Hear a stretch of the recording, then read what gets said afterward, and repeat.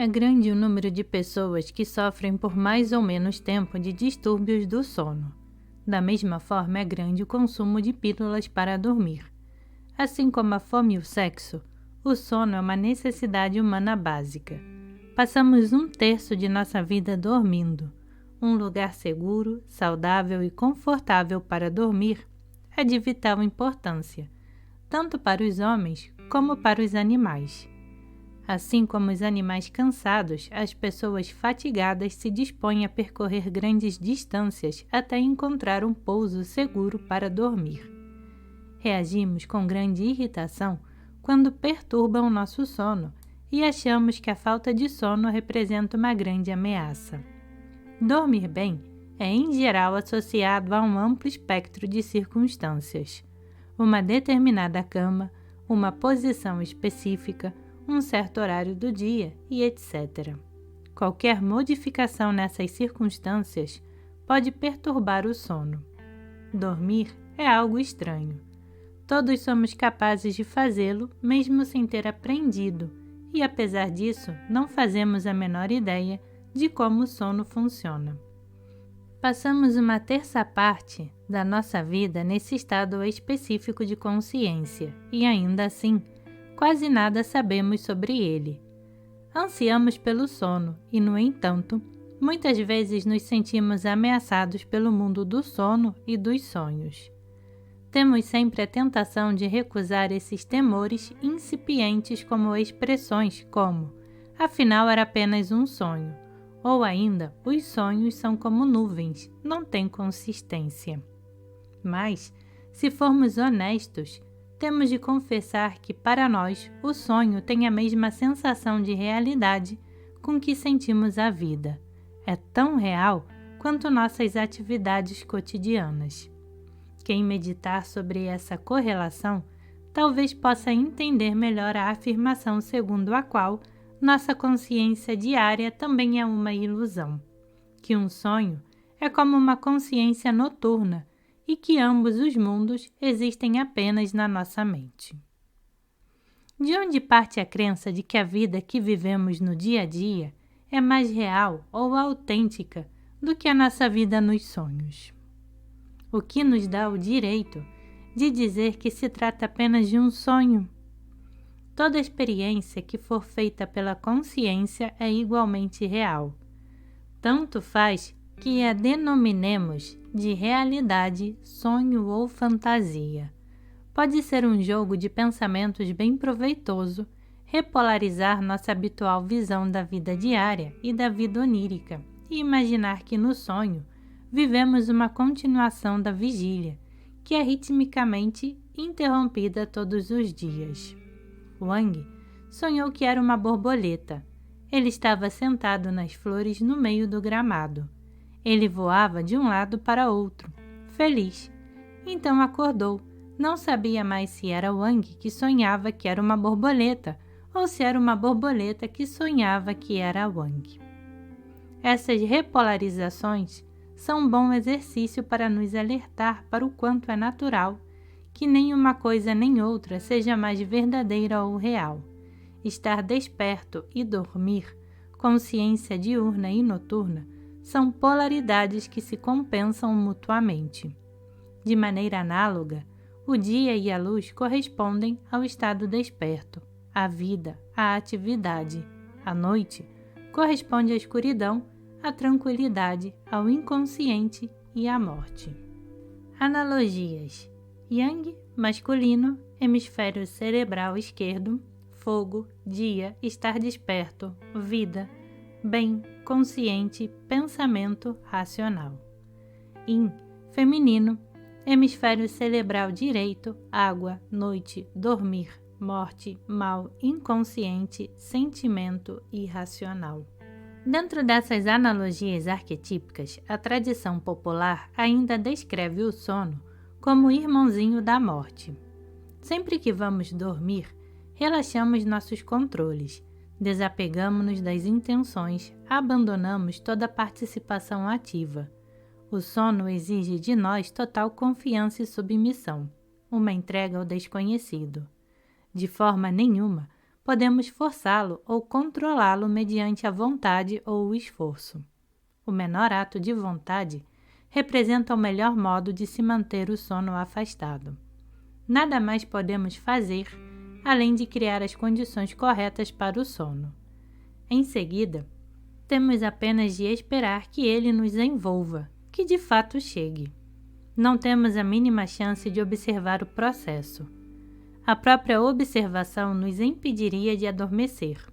O que o sono, e também a morte, exige de nós, não é um dos nossos pontos fortes. Temos uma associação muito íntima com o polo ativo.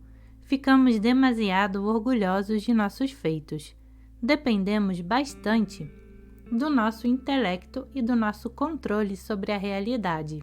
Por isso mesmo, é grande nossa desconfiança se tivermos de nos entregar, de nos confiar a algo ou a alguém, pois esse tipo de comportamento não faz parte da nossa rotina. Portanto, ninguém deve se surpreender com o fato de a insônia, ao lado das dores de cabeça, ser um dos distúrbios mais comuns de saúde que afligem a nossa civilização. Devido à sua perspectiva unilateral, a nossa cultura sente dificuldade em lidar com os aspectos alternativos da vida, como podemos ver de imediato se analisarmos a lista de analogias apresentada acima. Temos medo dos nossos sentimentos, temos medo do que é irracional, da nossa sombra, do inconsciente, do mal, da escuridão e da morte. Apegamo-nos ansiosamente ao nosso intelecto e à nossa consciência diurna, imaginando que, de certo modo, eles nos revelarão algo.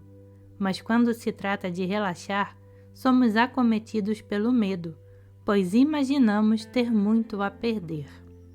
Apesar disso, a necessidade do sono é evidente, e estamos muito conscientes dela. Tal como a noite pertence ao dia, nossa sombra pertence à consciência desperta, e a morte à vida. O sono nos leva diariamente ao limiar entre o imediato e o transcendental. O sono leva nossa alma ao reino da noite e da sombra. Permite-nos viver em nossos sonhos aquilo que deixamos de viver durante o dia, e assim restaura o nosso equilíbrio. Quem sofre de insônia, quem tem dificuldades na hora de se deitar, para ser mais exato, tem dificuldade em desapegar-se do controle consciente e tem medo do próprio inconsciente. Atualmente, quase não existe interrupção entre o dia e a noite. Contudo, em vez de descansar, levamos todos os pensamentos e atividades conosco para o mundo do sono. Assim, prolongamos o dia até bem tarde da noite, da mesma forma que relutamos em analisar o lado sombrio de nossa alma, usando os recursos de nossa consciência diurna. Não há interrupção. Não existe um intervalo para podermos reverter o tipo de consciência. Não existe um ponto de retorno. A primeira coisa que as pessoas que sofrem de insônia têm de aprender é encerrar o dia de tal forma que possam entregar-se totalmente à noite e às leis que a regem. Além disso, elas precisam aprender a forçar a consciência a descobrir o que está na raiz do seu medo. A transitoriedade da vida e da morte são assuntos importantes para elas. Falta aos insones a confiança básica e a capacidade de auto-entrega. Eles se identificam demais com a pessoa que realiza e, portanto, não conseguem desapegar-se nem relaxar. O sono e o orgasmo são ambos pequenas mortes, e as pessoas os consideram um risco, pois estão fortemente identificadas com seu ego. O resultado é a necessidade de um soporífero para poderem identificar-se, ao menos por pouco tempo, com o lado sombrio da personalidade. Existem truques antigos e muitos conhecidos que também podem ser usados com êxito pelos insones, como contar carneirinhos, visto que essa contagem permite o desligamento do intelecto. Tudo o que é monótono simplesmente aborrece o hemisfério esquerdo e faz com que ele abandone de vez o controle. Todas as técnicas de meditação usam a lei da monotonia, concentração num ponto ou na respiração, repetição de um mantra ou koan, acabam por polarizar o lado esquerdo pelo direito, levando do aspecto diurno para o noturno, da atividade para a passividade. Quem sentir dificuldade com uma troca rítmica dessa natureza deve concentrar-se no polo que está omitindo. É exatamente isso que o sintoma quer. Ele proporciona às pessoas bastante tempo para chegarem a um acordo com a parte desagradável e com temores noturnos. O sintoma também, nesse caso, torna as pessoas honestas. Todos os insones têm medo da noite. Isto é correto. Uma vontade excessiva de dormir indica uma problemática oposta.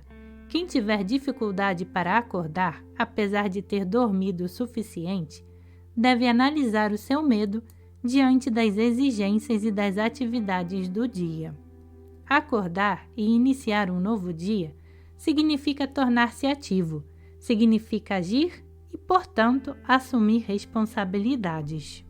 Quem tiver dificuldade para dar o passo até a consciência diurna está fugindo para o mundo onírico inconsciente da infância e quer furtar-se às experiências e às responsabilidades da vida. Nesse caso, trata-se de uma fuga para a inconsciência. Assim como o ato de adormecer tem certa correlação com a morte, o despertar se assemelha ao nascimento. Nascer e tornar-se consciente podem infundir tanto medo como a noite e a morte. O problema está na unilateralidade. Sendo assim, a solução está no meio termo, no equilíbrio, no não só, mas também. É só então que se torna visível que o nascimento e a morte são uma coisa só.